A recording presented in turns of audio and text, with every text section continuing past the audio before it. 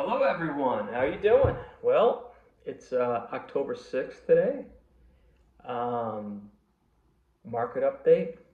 Just wanted to get it out there. And I just want to let you guys know that the stock market is the biggest bubble out of them all. It's bigger than the housing market. It's bigger than the bond. It's bigger than everything.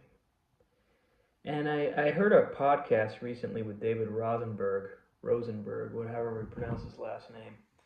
And I'm in total agreement with the guy. I think he is 100% correct when he says the biggest bubble in the economy is the stock market. It's what keeps him up at night, and it keeps me up at night too. I mean, when he said these things, a bell was just ringing in my head. I think the interviewer asked him what he saw within this in all the financial markets today as the biggest risk, and he said it was the stock market. Last time he called the housing bubble in 2007. So this guy's a really good economist. He knows what he's talking about, and I am in total agreement with the guy. Um, the stock market is the biggest bubble. It's ginormous. And it's only a matter of time before the stock market crashes. Now, people have been calling for crashes for 20 years, 10 years, 13, 14, 15 years. They call for crashes all the time. But as of late, with the fact that the Federal Reserve was panicking by cutting interest rates by 50 basis points, we can see that they're trying to prop up some bad things that they see in the economy, which is happening right now. I believe we're in a recession right now. People are still in the denial phase of the recession. People still believe, much like they believed back in 2007, 8, because I lived it. I mean, I was only in my, how old was I at the time? I don't know, maybe early 30s. Early 30s at the time. I'm 47 now. But what I remember about the housing market in 2006, because I owned a piece of real estate, I bought a piece of land as an investment property and doubled my money on it. What I remember about it was that I didn't want to sell it, even though initially the real estate market, housing market started to correct. And I talked to my father and a friend of mine at the time who were advising me that this thing could be more serious than what I thought and what everybody thought. And this was probably around 2006. As far as real estate prices not going back up, real estate prices crashing. And he said the guy that was my dad's friend, and my friend too, subsequently, um, told me, even though he didn't heed his own advice, because he didn't sell out at that point, but he told me to sell out because he didn't believe that housing would recover. So I listened to him. I sold out in 2006. I doubled my money. Even though I wanted to triple my money, I wanted to quadruple my money, just like everybody else did at the time. But I sold out. I took his advice. I sold out. I doubled my money. After taxes, probably maybe 80% return on my money, which was great. It was a $25,000 investment. I think my wife at the time and I netted probably 100%, maybe 80% after tax. Um, Great investment. It was a great investment. But it was risky. It was very risky. So subsequently, the housing market kept crashing. It kept getting worse. Things kept going down in value. And I believe that's where we are in the stock market. I believe the economy is actually in a horrible recession right now. The stock market is in a massive bubble, and people want to believe, even though they can see the beginning stages of this recession, they can see that the restaurants aren't as busy. They can see there's pockets of weakness in the economy, but they're ignoring it because they think it's going to bounce right back because the Federal Reserve just lowered interest rates. And they've been conditioned for 14 years to believe, or 15 years to believe, that the economy always bounces right back. Well, I'm here to tell you that it's not going to bounce back, in my opinion, in Rosenberg's opinion. Rosenberg, I keep saying his name wrong. David Rosenberg's opinion. I don't think it's going to bounce back. I think we're in for a long, deep recession. And it probably started a couple months ago, maybe a few months ago, the recession. It probably started in June, even though some people are calling for the start of it in September, like Jeffrey Gundlach. but I think maybe it started in June, July, but it's happening very quickly and very broadly. It's spreading like a virus, just like the COVID virus. It's just spreading. Right now, it's in the spreading stage. But the people are still in denial, much like they were in denial in 2007, 2006, about how housing was going to come right back. There was just a little blip in the radar, a little correction. Everything's going to be fine. The Federal Reserve's low interest rates, and housing's going to go right back up, which that didn't happen.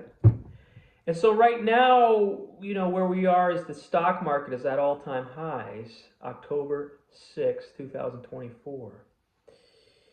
And people think that the economy is going to be doing well, even though they can see it's not doing so well because future business prospects are cratering. I don't know why I can't get my words correct today. It's cratering.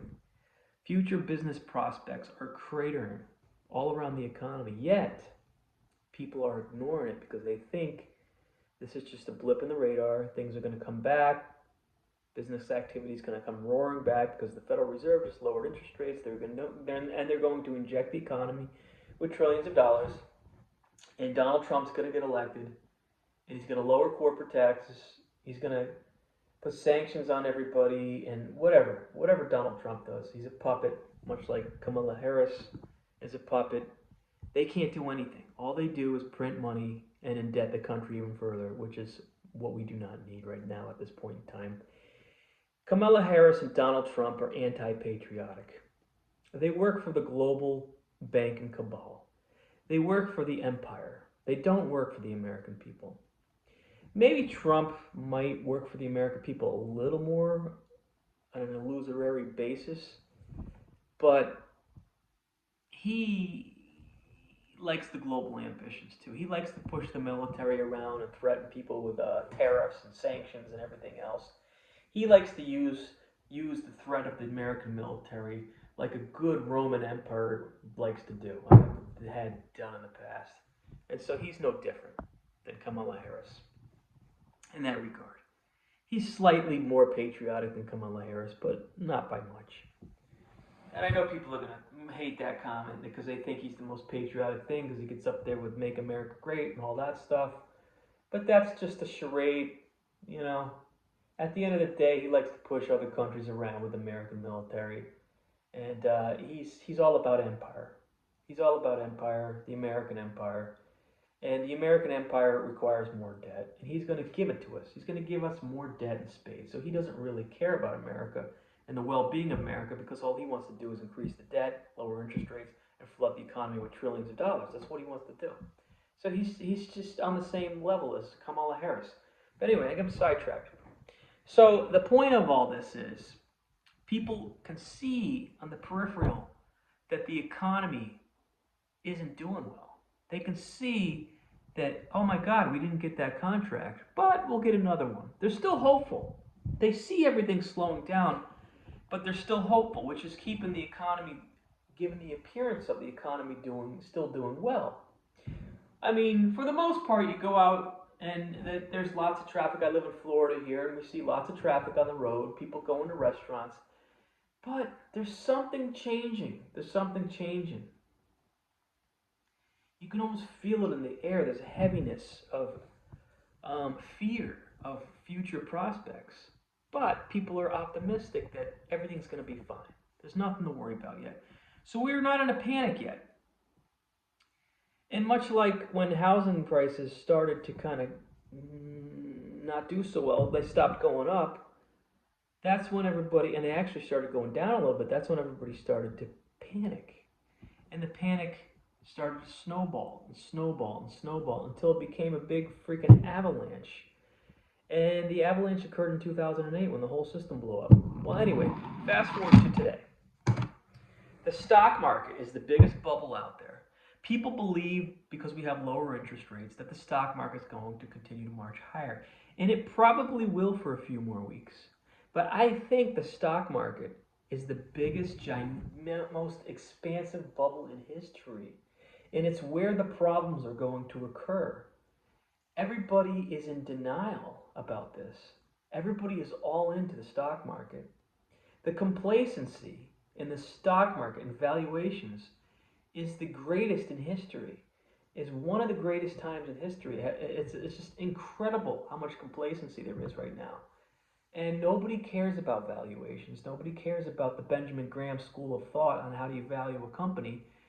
People just don't care about that. They just care about throwing their money at the stock market, at index funds, and getting a higher return than a savings account. And it's just really, really going to be sad when this all blows up. And it's going to blow up. And I think right now, given the state of the economy, when people realize that the economy is cratering, when people get the memo, they all start to realize that, wait, this thing isn't bouncing back. It's not bouncing back. It's getting worse. That is when future business prospects are not advancing but contracting. That is when people are going to get fearful and pull their money out of the stock market and put it into their checking account or savings account to get them by for the next year or two. And you're going to see a stampede to the exit doors from the stock market. And when this happens, it's just going to feed on itself like a snowball. The snowball effect, the avalanche is just going to be massive. You're going to see S&P 5800 or 5700 crash down to 2200 in the blink of an eye. It's going to happen quick. This is my opinion. I don't think I'm wrong. I really don't think I'm wrong. I think this time is different. And if I am wrong, I'll eat my own shorts. But I don't think I am, because it's the biggest. Just look around all financial sectors of the economy. Housing's overvalued. It's all overvalued. The bond market's overvalued. It's all overvalued. But the stock market is the biggest offender out of all of them. It's hugely overvalued. And it's most vulnerable to a crash. And when equities crash, the debt market will crash. Because the thing that's propping up the debt market, most people don't get this, is the equity valuations. If equity valuations are high, it brings stability to the debt markets. Okay? When equity valuations contract, now the debt is in question. That's how corporate finance works. Okay? People like to do the other way. They like to say it's about the debt market. If the debt market is strong, then equity valuations would be okay. But they get it backwards. When equity goes down, the debt valuations become suspect. Now the debt values come under question. And if the debt values come under question, people stop making their payments, much like they did in 08. And then there's a cataclysmic collapse. So, this is my 4th video. This is some food for thought. I would be on the sidelines of the stock market. I would pull out all my funds in the stock market, especially in the big index funds, and the Nvidias and the Apples and the Googles and the Facebooks. I'd be gone out of there. The only thing in the stock market that seems like you would be somewhat safe is in commodity stocks. That's it. That's it. Period. End of story. Commodity stocks. That's it. And maybe some war stocks, because they like to start wars when all this shit happens. Excuse my French. Yeah, we'll see. We'll see how this goes. Be very cautious. Don't be in index funds. Don't be in index funds, and don't be in the Nvidias. They're very, very, very, very, very, very, very dangerous. In fact, just stay on the sidelines. Stay on the sidelines, or buy some oil and gas stocks or some gold stocks. But mostly, keep your powder dry. Stay on the sidelines and wait to see if indeed the economy does turn around for the positive when the Federal Reserve keeps cutting interest rates. Don't preempt this stuff. Don't preempt it and think you know what you're doing, because this is a very dangerous time to be invested in the stock market. Have a nice day.